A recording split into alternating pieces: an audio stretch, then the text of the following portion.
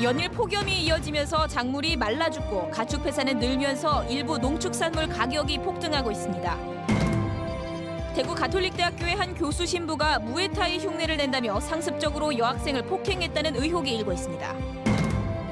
오늘 새벽 대구 서구의 한 대로에서 난 상수도관 파열 사고는 오래된 수도관 탓인데 이런 수도관이 대구에서만 300km 가까이 됩니다.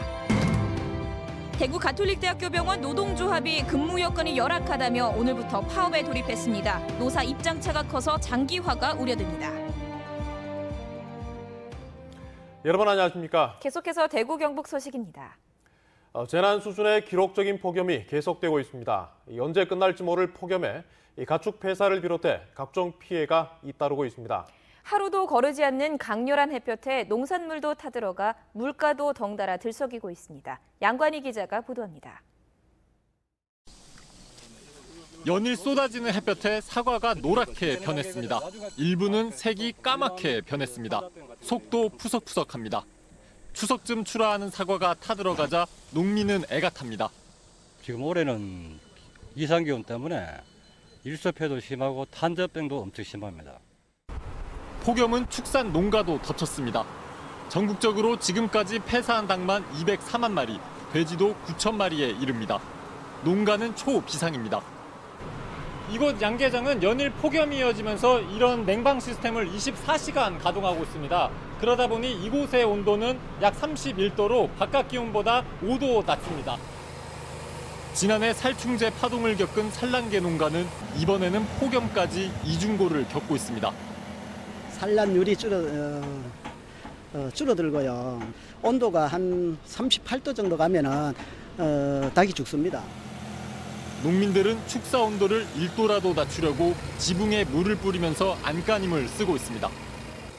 현재 축협에서 보유하고 있는 방역 차량 114대를 총동원을 해서 물을 뿌려서 축사의 온도를 낮추고. 농축산물 출하가 줄면서 물가도 올랐습니다. 햇볕을 조심해야 하는 배추는 한 달 만에 65%가 올랐고 시금치는 2배 가까이 상승했습니다. 여름 대표 과일 수박은 한 달 새 13% 올랐습니다. 축산물 가격도 돼지고기는 한 달 전보다 10.6%, 닭고기도 소폭 상승했습니다. 보름째 이어지는 폭염은 앞으로도 상당 기간 이어질 것으로 보입니다. 치솟는 농축산물 물가는 좀처럼 잡히기 어려울 전망입니다. MBC 뉴스 양관입니다. 보름째 폭염특보가 내려져 있는 대구와 경북 지역에는 오늘도 무더위가 이어졌습니다. 오늘 낮 최고 기온은 영천시 신령면 39.3도, 경산시 하양읍 39.2도, 대구 37.1도, 의성 38.1도 등 32도에서 39도의 분포를 보였습니다. 내일 아침 최저 기온은 경북 북부 일부 지역을 뺀 대부분 지역에서 25도를 웃돌아 열대야도 이어지겠습니다. 오늘 오전 10시 50분쯤 대구시 남구 대구교대 기숙사 건물에서 불이 나 8분여 만에 진화됐습니다. 경찰과 소방당국은 기숙사 2층 휴게실 천정에 설치된 선풍기가 과열돼 불이 난 것으로 보고 정확한 화재 경위를 조사하고 있습니다. 경상북도는 경로당과 마을회관 등 4,800여 곳을 무더위 쉼터로 지정해 냉방비 9억 5천만 원을 지원하고 재난도우미 17,000여 명을 독거노인 등 폭염 취약 계층에게 보내 건강 상태를 점검합니다. 또 경북교육청은 모든 학교에 냉방기가 보급돼 있지만 전기요금 부담으로 가동이 중단될 수도 있다며 냉방비 5억 원을 추가 지원하기로 했습니다. 천주교 대구대교구의 선목학원이 운영하는 대구 가톨릭대학교. 요즘 왜 이런 소식만 들리는지 모르겠습니다. 이번에는 한 교수 신부가 학생을 상습적으로 폭행한 의혹이 일고 있습니다. 피해 학생은 교수 신부가 재미로 때렸다고 증언해 충격을 주고 있습니다. 보도에 신병철 기자입니다. 대구 가톨릭대학교를 졸업한 A양은 대학 3학년이던 2015년 2학기 동아리 활동 때 충격적인 일을 당했습니다. 학과장인 교수 신부가 A양의 뒤에서 종아리를 걷어찬 것입니다. 갑자기 이제 종아리를 걷어차시는 거예요. 당연히 전 무방비 상태였으니까 앞으로 진짜 쏠릴 정도로 휘청거리고 이제. A양은 교수 신부가 자신을 폭행한 이유는 단순히 재미 때문이었다고 말합니다. 제가 왜 차신 거냐고 물어보니까 이제 예능 프로그램에서 이제 무에타이 하는 걸 봤는데 종아리를 차니까 짝소리가 나더라. 그래서 네 종아리도 차면은 그런 소리가 날까 싶어서 찼다면서. A양은 같은 해 3월 신입생 환영회 때도 해당 교수 신부에게 뺨을 맞았습니다. 교수 신부는 A양의 머리채를 쥐어잡는 등 상습적으로 폭행을 일삼았다고 합니다. 평상시에도 엉덩이를 걷어차신다든지 뭐 장난으로라도 머리를 잡으신다든지 뭐 주먹으로 뭐 팔을 친다든지 아니면은 뭐. 문제의 교수 신부는 장난으로 한 것이었다고 해명했습니다. 종아리를 제가 사람이 잘못하지 않았는데 갑자기 뭐 걷어찰 일이 없잖아요. 그러니까 이 발등으로 맨살 등으로 맨발등으로 종아리가 툭 쳤는데 착소리가 났어요. 그러나 목격자의 말은 다릅니다. 종아리를 이거는 누가 남자가 맞아도 정말 기분 나쁘고 아프게 때렸거든요. 발로 찼는데 거의 넘어질 뻔했는데 진짜 세게 맞았어요. A양은 수치심과 속상함에 치를 떨었지만 교수 신부로부터 불이익을 받을까 봐 문제 제기를 못하다가 올 3월에야 폭력 혐의로 고소했습니다. 대구 가톨릭대학교 교수 신부의 제자 폭행 사건은 경찰 수사 결과 기소 의견으로 결론나 검찰로 송치돼 조만간 기소 여부가 결정될 예정입니다. MBC 뉴스 신병철입니다. 대구 가톨릭대학교 병원 노동조합이 오늘부터 파업에 돌입했습니다. 병원이 생긴 지 38년 만에 처음인데요. 무엇이 쟁점인지 윤영균 기자가 취재했습니다. 대구 가톨릭대병원 한 간호사의 근무표입니다. 매일 4-5차례, 많게는 하루에 10번 이상 일정이 수정되어 있습니다. 근무하는 병동의 환자가 줄어들면 갑자기 다른 병동에 투입되는 경우가 많습니다. 간호사들은 스스로를 메뚜기 삶이라고 부릅니다. 저희가 간다 해도 가장 기본적인 거, 활력증, 혈압이나 체온 재는 거 이 정도는 할 수 있겠지만 약을 투약한다든지 그리고 어떤 처치를 한다든지 이 환자에 대해서 제대로 파악하고 있는 것도 아니고. 환자 수가 적으면 아예 근무하는 직원을 퇴근을 시키고 휴가를 쓴 것으로 처리하는 경우가 많습니다.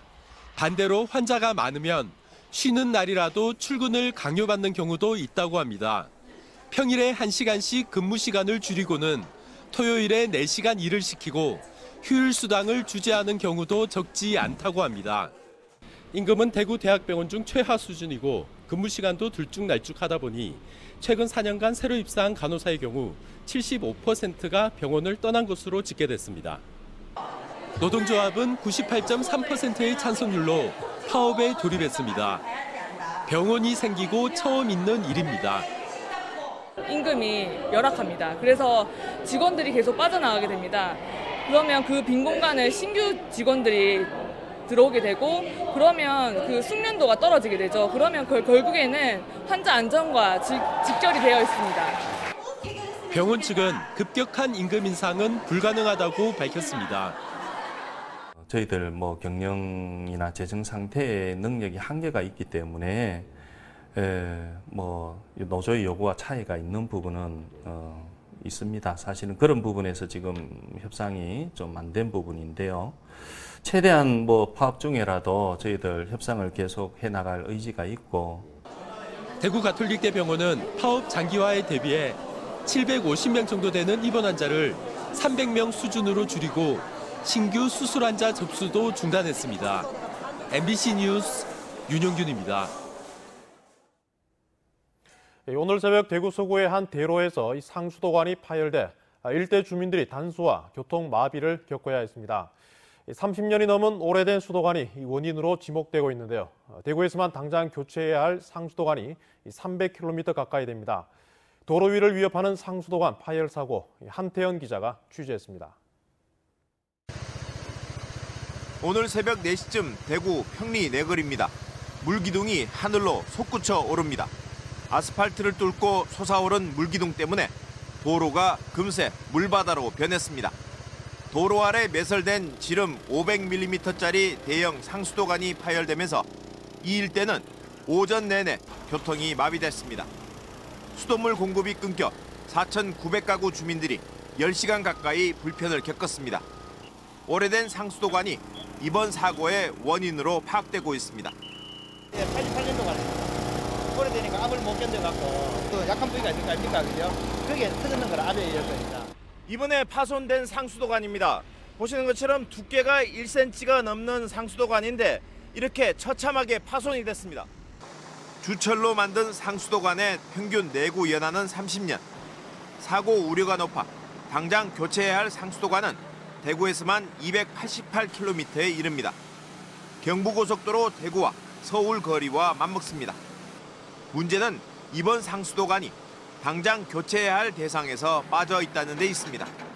내일 교체할 계획으로 관련 부서에서 지금 최우선적으로 추진하려고 합니다. 원래 내년에 하려고 계획을 잡아놨다는 말씀이네요. 원래는 안 잡혀 있었는데. 오래된 상수도관 파열은 가스관 폭발 못지않게 위험할 수 있기 때문에 지속적이고 세밀한 관리가 요구되고 있습니다. MBC 뉴스 한태현입니다. 올해로 15회를 맞은 포항국제불빛축제가 오늘 영일만에서 개막해 5일간 열립니다. 불꽃쇼는 지난해보다 더욱 강렬해지고 첨단 기술과 빛을 활용한 전시 프로그램도 마련됐다고 하는데요. 김기영 기자가 소개합니다. 올해 행사가 열릴 영일대 해수욕장, 메인 행사장 앞 바다에 바지선 7대 외에 북쪽 영일대 해상 누각 앞에도 바지선이 추가로 배치돼 불꽃 공연장이 더 넓어졌습니다. 매일 오후 5시 버스킹 등 음악 프로그램이 있고 주제 공연은 수요일과 금요일 두 차례 무대에 오릅니다. 매일 저녁 9시에는 포스코 포항제철소 경관 조명을 배경으로 레이저를 활용한 반짝반짝 팡팡쇼가 이어집니다. 토요일 메인 행사인 국제불꽃쇼는 지난해보다 더욱 화려하고 규모가 커졌습니다. 국제 무대에서 수상 경력을 자랑하는 영국, 중국 팀과 우리나라 한화팀이 각 15분 동안 보여줄 수 있는 기교와 화력을 총동원합니다. 올 행사에서는 또 스피커를 추가로 설치해 메인 무대를 벗어난 곳에서도 음악을 곁들인 불꽃의 향연을 감상할 수가 있습니다. 그 전과 많이 달라진 점은요. 포스코 포항제철소 3.2km 경관 조명과 레이저와 연화 연출 그리고 다양한 음악들이 함께 어우러진 경관 조명쇼를 저희가 9시부터 9시 10분까지. 올해 주제인 빛으로 일어서는 포항답게 이번 행사를 통해 포항을 짓누르는 자연재해와 경제난을 털어버리고 제도약의 원동력으로 삼을 계획입니다. 해양문화 관광도심을 대내외에 알리고 또한 많은 관광객들이 찾아옴으로 인해서 포항 지역 경제 활성화에 초점이 맞춰져 있습니다. 토요일 메인 행사 날에는 구호광장 포항세관에서 두호동 행정복지센터까지 도로가 전면 통제되고 미군 캠프 리비와 각급 학교 등 28곳에 11,000여 대를 댈 수 있는 임시 주차장이 마련됩니다. 유례없는 폭염의 한가운데에서 열리는 이번 축제는 무더위가 최대 관건이어서 개최 시기 조정 논의가 불가피해 보입니다. MBC 뉴스 김기영입니다.